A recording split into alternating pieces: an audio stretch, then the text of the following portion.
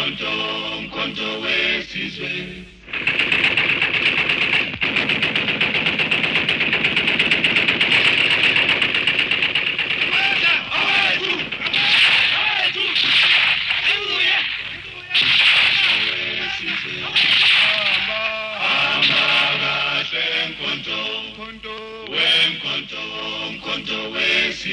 This is Radio Freedom, the voice of the African National Congress, South Africa's time-tested revolutionary movement, born of the people into the front line, to spearhead the people's struggle for the seizure of power from the oppressors, a product of the battles of the African continent for liberation.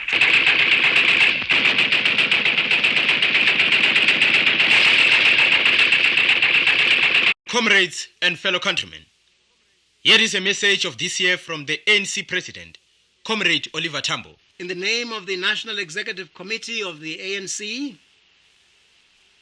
I declare the Year of the Women and charge the entire democratic and patriotic forces of our country with the task of joining in the effort to mobilize our women to unite in struggle for people's power. In our beleaguered country, the woman's place is in the battlefront of struggle. It will be our special task this year to organize and mobilize our women folk into a powerful, united, and active force for revolutionary change. The task falls on men and women alike. All of us together as comrades in struggle, we wish to stress the need at the present hour for the emergence on the political scene of a women's movement that is politically and organizationally united. Our struggle needs and demands this potentially mighty force. Our struggle would be less than powerful, and our national and social emancipation could never be complete if we continue to treat the women of our country as dependent minors and objects of one form of exploitation or another. Certainly, no longer should it be that a woman's place is in the kitchen. To all true patriots of our country, we extend best wishes for success in our common struggle during this, the Year of the Women. Mobilize and march forward to people's power.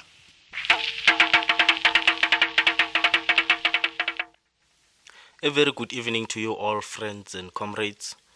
You are now tuned to Radio Freedom, the voice of the African National Congress and the People's Army, Umkhonto we Sizwe. We are on the air daily, broadcasting from the studios of the External Service of Radio Zambia in Lusaka on shortwave 31 meter band, frequency 9505 kHz, from 7 to 7:45 p.m. your time in South Africa. This evening of the 27th of December, in the historic year of the South African women, Radio Freedom, your voice of liberation, will present with a program of news, which will be followed by our Thursday current affairs program. After that, our program shall continue in the Zulu language.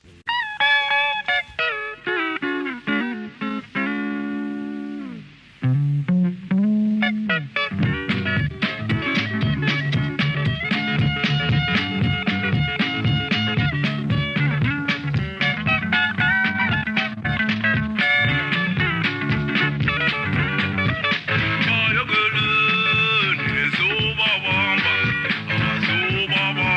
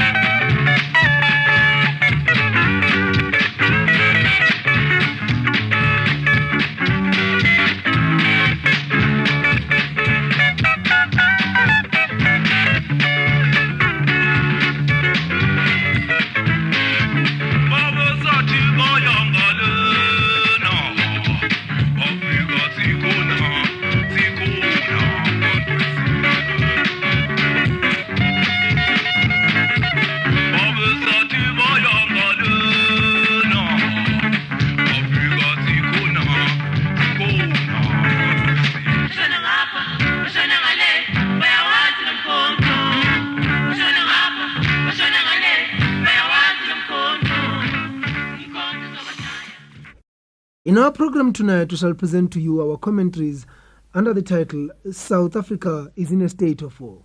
The English commentary will be presented to you by Comrade Don Ngubeni.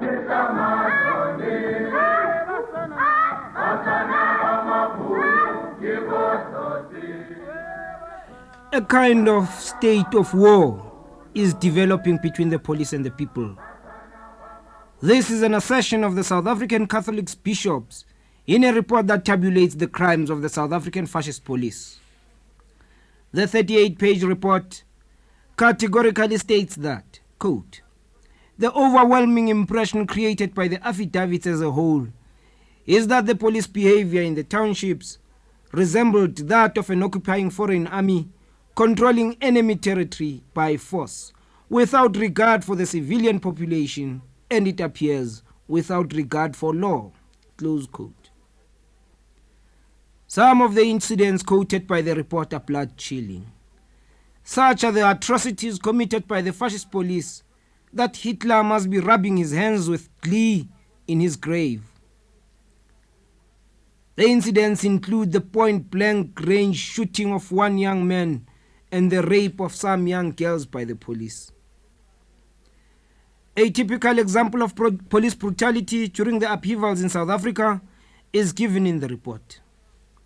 Referring to it as one of the most serious incidents, it goes on to say, we quote, a policeman approached a group of black detainees in a van in Sebokeng on September 28th and angrily demanded his jacket, which the youths said they did not have.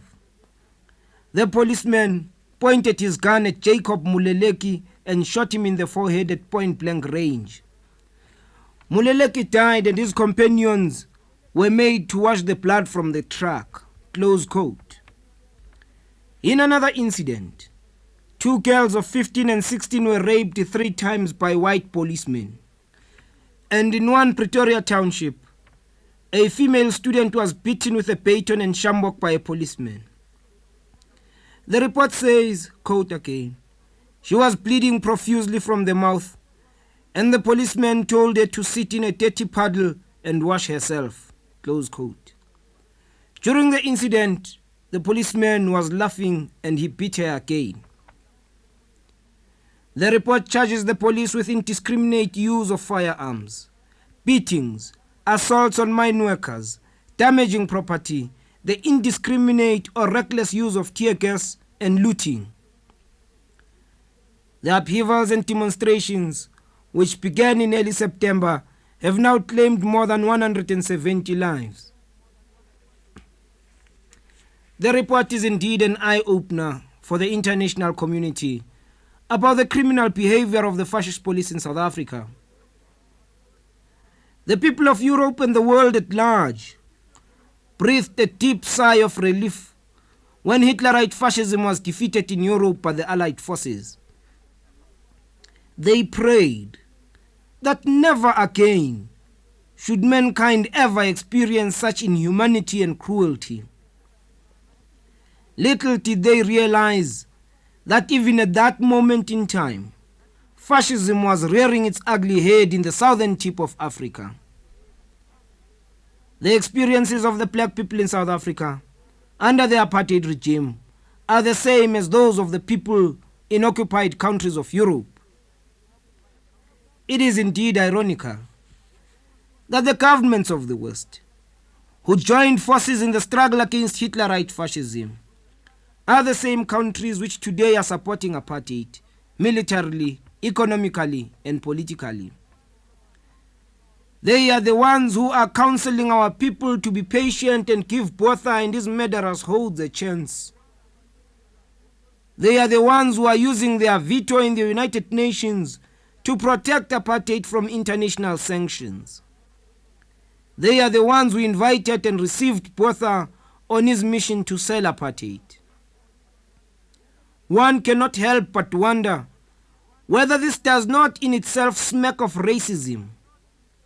They did not invite Hitler. They did not counsel negotiation with Hitler because their people, white, were dying. They took up arms and fought. In South Africa, Black people are dying in their thousands. They are being exterminated by methods which have been used by Hitler and have been perfected by apartheid. And yet, they continue to engage in so-called constructive engagement with Botha. We shall not forget that the guns and bullets used to murder our people come from the Western countries. The planes used to invade neighboring countries are supplied by them. The tear gas, the technology, and the chemicals.